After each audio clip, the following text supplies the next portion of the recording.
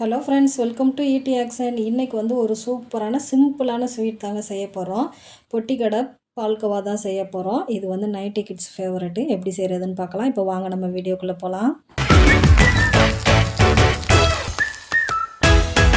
ET Action Family.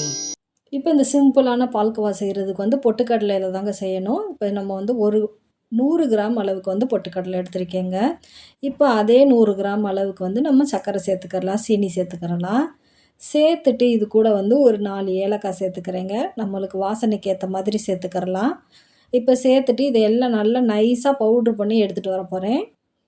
இது வந்து 90 kids ஃபேவரெட்டுங்க. இது ரொம்பவே சிம்பிளான ரெசிபி தான். அதே டேஸ்ட்லேயே அப்படியே இருக்கும்.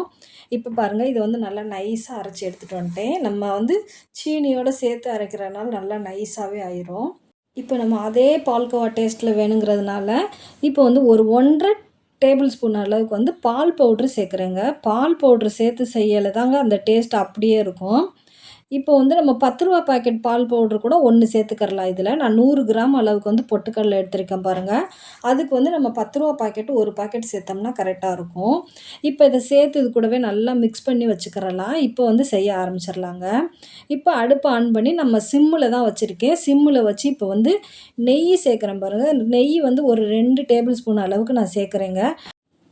இப்போ நெய் வந்து கரெக்டாக இருக்கும் இந்த அளவு. இந்த 100 கிராம் அளவு எடுத்துருக்கோம் பாருங்கள். அதுக்கு வந்து 2 ஸ்பூன் அளவுக்கு சேர்த்துருக்கேன், டேபிள் ஸ்பூன் அளவுக்கு. அது வந்து கரெக்டான அளவாக இருக்கும்.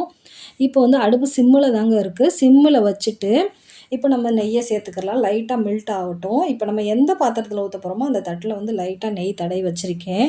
இப்போ நம்மளுக்கு சூடாயிருச்சுங்க நெய். சூடான பிறகு அடுப்பை ஆஃப் பண்ணிட்டேங்க. ஆஃப் பண்ணிவிட்டு இப்போ வந்து இதில் வந்து ஒரு 1/2 டேபிள் ஸ்பூன் அளவுக்கு மைதா மாவு சேர்க்குறேங்க. நம்ம மைதா மாவு சேர்த்து செய்யலை தாங்க அதே டேஸ்ட் அப்படியே கிடைக்கும். இப்போ பாருங்கள், நான் மைதா மாவு சேர்த்துட்டு நல்லா மிக்ஸ் பண்ணிக்கிறணும். ஏன்னா அது வந்து நல்லா கொஞ்சம் நெய் வந்து சூடாக இருக்குது. அந்த சூட்லேயே மைதா மாவு வெந்துடும். அதுக்காக தான் வந்து நான் ஃபஸ்ட்டு மைதா மாவை போட்டு நல்லா மிக்ஸ் பண்ணிக்கிட்டேன். மிக்ஸ் பண்ணிவிட்டு இப்போ வந்து நம்ம பொட்டுக்கடலை, சீனி எல்லாம் அரைச்சி வச்சோம் பாருங்கள், அதையும் சேர்த்துக்கிறலாம். சேர்க்கையில் வந்து நம்மளுக்கு வந்து வந்து பவுடராக தான் தெரிகிற மாதிரி இருக்கும். நேராக நேராக கிண்ட கிண்ட நம்மளுக்கு வந்து நல்லா அந்த நெய்யில் மிக்ஸ் ஆகி நல்லா மெல்ட் ஆயிருங்க. இப்போ இதெல்லாம் வந்து நான் அடுப்பை ஆஃப் பண்ணிட்டு தான் செய்கிறேன். அந்த சூட்லேயே தான் கிண்டிட்டு வரேன் பாருங்கள். அவ்வளோதாங்க. இப்போ நெய் நீங்கள் வந்து ரொம்ப நினச்சிங்கன்னா கொஞ்சம் கூட கம்மி பண்ணிக்கலாம். ஒரு 1½ டேபிள் ஸ்பூன் அளவுக்கு கூட சேர்த்துக்கிறலாங்க நெய். நான் நெய் கொஞ்சம் அதிகமாக தான் சேர்த்துருக்கேன். இப்போ வந்து எந்த பாத்திரத்தில் இதை போட போகிறோமோ அதில் நெய் தடவி வச்சுருக்கேன். அதில் சேர்த்துக்கிட்டாச்சு. இந்த தட்டில் தாங்க நான் சேர்க்குறேன்.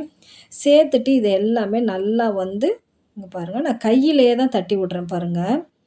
தட்டி விட்டு கொஞ்சம் நேரம் ஆற வச்சுட்டு ஸ்லைஸ் போட்டோம்னா நல்லா வந்துடும். நான் இன்றைக்கி வந்து கொஞ்சம் நெல்லுகளாக தாங்க செய்கிறேன். இது வந்து ரொம்பவே ஸ்வீட் சாப்பிட்ற மாதிரி டேஸ்ட் இருக்கும். அதனால நான் கொஞ்சம் அதிகமாக தான் நெய் சேர்த்துருக்கேன். நெல்லுகளாக தான் வரும்.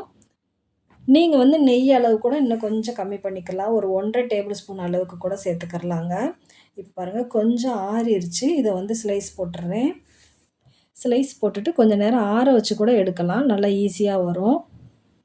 அவ்வளோதாங்க. ரொம்ப சூப்பரான பெட்டிக்கடை பால்கோவா ரெடி ஆயிடுச்சுங்க. டேஸ்ட் வந்து சொல்லவே வேணாம். அவ்வளோ டேஸ்ட்டாக இருந்துச்சு. வாயில் வைக்கவுமே கரைஞ்சிருச்சு. அவ்வளோ டேஸ்ட்டாக இருந்துச்சு. இது ரொம்பவே சிம்பிளான ரெசிபி தான். ஒரு 5 நிமிஷத்தில் செஞ்சிடலாங்க. நீங்களும் ட்ரை பண்ணி பாருங்கள். எப்படி இருந்துச்சு நம்மளுக்கு கமெண்ட்டில் சொல்லுங்கள் ஃப்ரெண்ட்ஸ். தேங்க் யூ ஃபார் வாட்சிங்.